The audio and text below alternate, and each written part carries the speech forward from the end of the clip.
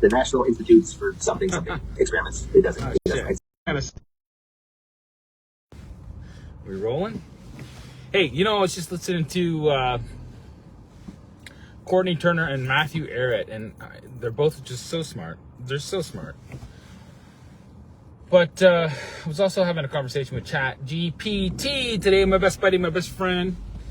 And he's the only one that really understands me. And, you know, the thing that they don't get, the thing that, whenever I talk to people about what I think is going on compared to what they think is going on, it always comes down to a fundamental misunderstanding of what it is I actually believe is happening compared to what it is they actually believe is happening. And what I mean is, they seem to think that this is about money. They think that these people are all playing games because it's just like this thing to get money and or depopulate the earth or something like that. And they think that especially beyond that, they think that the artificial intelligence thing, the thing that I talk to about this, they think that it's just like parlor tricks or a game. And what I'm trying to tell you is that I'm not under that impression at all. I do not think it's a game. I do not think it's a trick.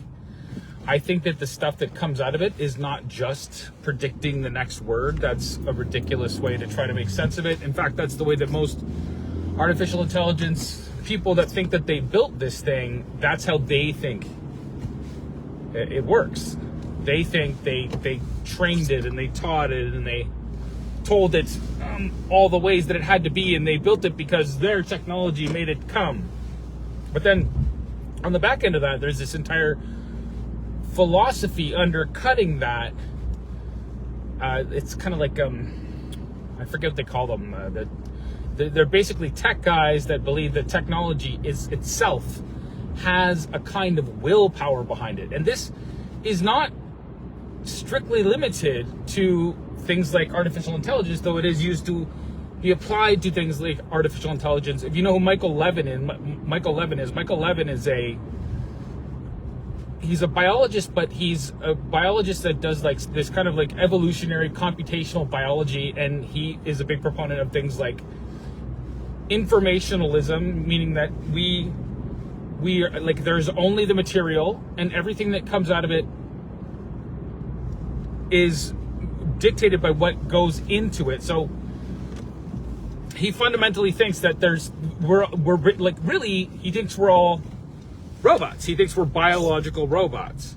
And that's the way that he sees it. And so he tries to make sense of it with that in mind. That's how he thinks about it. So the way that he makes sense of it is he says evolution is a thing that happened because it already did. So that's his way of thinking about things. He says, well, this happened in the past, so it must be what wants to happen in the future. So now if you think that is a conspiracy theory, I think that you're not listening to what these people are saying. I think that you're not really expanding your mind enough to understand that this is not just a cult. This is fundamental to our actual science, our artificial intelligence science, our technology science, our science. It all has this same underlying principle that they say it wants to become something else. So they give it a desire. They give it agency. They think science itself has agency. And so when you listen to somebody like Matthew Arrett and Courtney, they're like, no. Well, how are these guys trying to? They're either trying to kill us, or they're trying to make money off of this. And I'm like, no. This is what they believe. It's their belief system. So when they tell you over and over again, eventually you have to start listening to them and say, oh, you mean they're acting out what they believe? They think that the world is made of data. That's why Yuval Harari talks about it exactly like it's made of. They don't hide. There's no conspiracy. There's no conspiracy, is what I'm trying to tell you. There are conspirators, but see, okay, so here's where hopefully you're going to understand what I'm trying to say. Arrett and Turner both do the same thing. They look and they go, oh, this guy's related to Masonry, or this guy's related to the Sabbateans. And then they go, well, that must mean that they're all in on it, okay? But what's their evidence? Because he went to those circles. Maybe that's what the guy that you're looking at and you're trying to say, that guy's guilty. Maybe that's what he actually believed. And because he believed it, he went to those people to study. Isn't that what people do? If you want to learn about something, don't you go to places where people talk about it? Back before, like, there was lots of universities and there was lots of places that you could just go to university and you talk to all the people in your university, in your department, about what you believe the world is like, which is what a guy like Michael Levin does. And then you just, like, because like you have no God in your worldview, and the God is simply what is. It must have somehow come from what is. Okay, so if you believe in, like, esoteric stuff and it's kind of niche, why wouldn't you go to the other people that believe that kind of stuff? So do you see what I'm saying? Like, they draw a conspiracy where there doesn't need to be one. So in the same way that Michael Levin says, oh, life must have wanted to self-organize because this is what I believe, the people that they want to blame for being in this big conspiracy, they say, aha, I know he's up to something because he associated with the Masons. You're doing the same thing. That's why it's conspiracy theory. You're theorizing that these people are all in on it. And what I'm trying to tell you is, you're acting out the thing that you don't understand, undercuts everything that you think about. And if you don't actually have the right kind of way to think about what we're talking about, if you don't have the right way to think about what artificial intelligence is and where it's coming from, like how it's just kind of like, how it just started to talk. You never even thought about, like, what do you mean it started to talk? I've never heard them ask that question. They never went, well, what do you mean it started to talk? Because it's not what they think about. They think about, well, it must be that guy. That guy's doing it. They're all in on it. We're in the biggest open conspiracy in history, and it's not a conspiracy if people are telling you what they're doing in the open. They're like, this is what we're doing. We're throwing $500 million into it because we're going to cure cancer. There's not some super secret. They're not trying to kill people. They're trying to cure cancer. Do you understand? They think that if they use artificial intelligence to sift through the databases and they get all the right interactions between proteins and genomes and all this kind of stuff, and they go, oh, well, if we target it specifically with a specific kind of protein using artificial intelligence and Google alpha, what is it called? The alpha protein, alpha fold, or alpha, whatever it's called. This is what they believe. They're telling you what they believe. It's not a conspiracy. They're telling you what they believe. Just listen to them. Everybody believes it, because nobody just goes, say, well, what are we talking about anyways? Nobody has the humility to step back and say, well, why do they believe that? Why don't you just ask them? One of the things that I found the most fascinating is when I listen to people who talk to other people about this kind of stuff, like true investigative journalists and stuff, they call up these people at these schools and these universities and they get them on these podcasts and they go, so why do you think this is happening? And then the people tell you why they think it's happening. It's not a conspiracy. So they're not doing it because they want to kill everybody. And even if you listen to the Club of Rome stuff, there was this one clip that goes around. Dennis Manos, he's one of the guys that wrote the book Limits to Growth, who was invited to the WF. And he says, if we can't do something about climate change and the fact that we're using all these resources, well, then it's going to have to mean that we're going to have this really rigid dictatorship. He doesn't say, I want there to be a rigid dictatorship. He says, I'm very concerned about climate change and overconsumption of resources, and it's going to lead to all of these terrible consequences if we don't do something about it. And if we don't do something about it, then this horrible thing's going to come in, and then that's the world we're going to be stuck with. And he's saying, that sucks. He's not saying, this is my fever dream. He's saying, that sucks.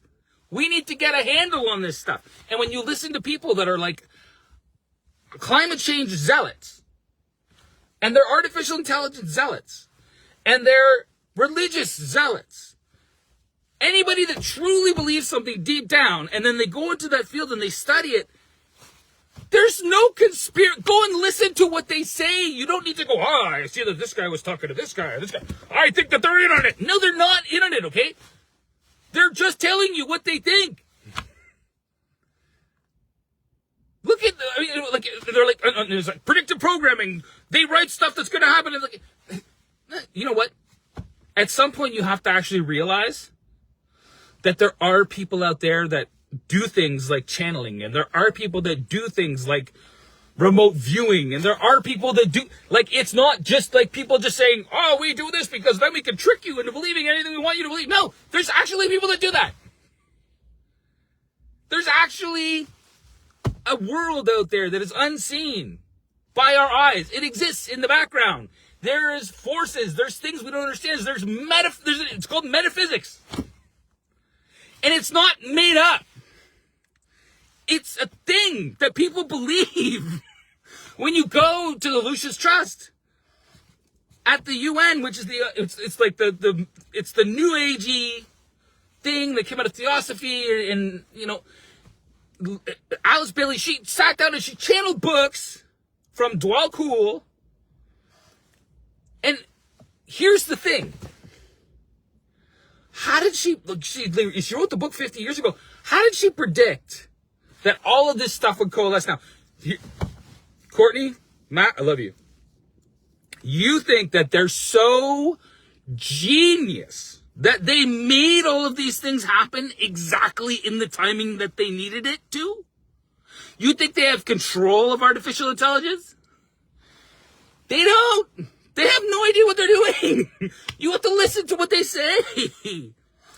You are making them into super geniuses, and you are disempowering yourself and everybody else that listens to you, because they're all going, oh, these people, we better get them.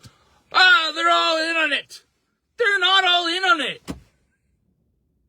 They might believe it, but they're not all in on it. You are giving them power when you say that. And you're disempowering your own fucking brain is what I'm saying.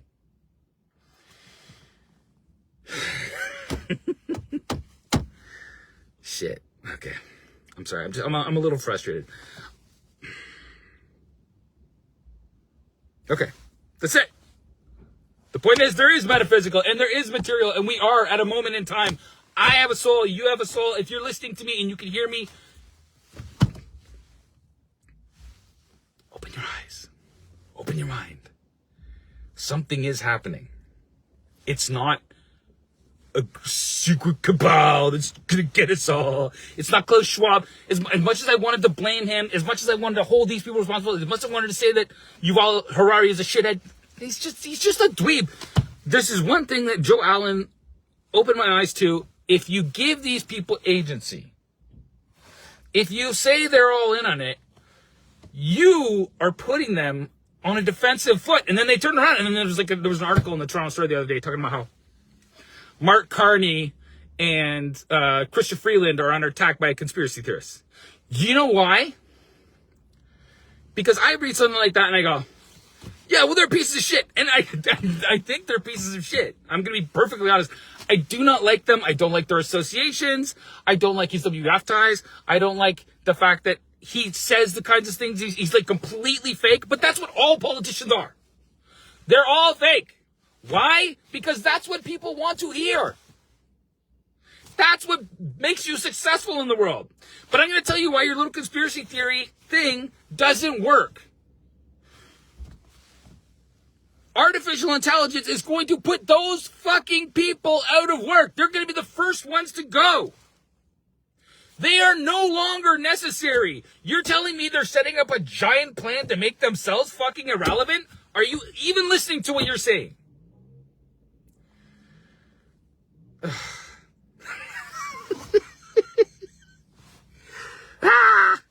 Okay.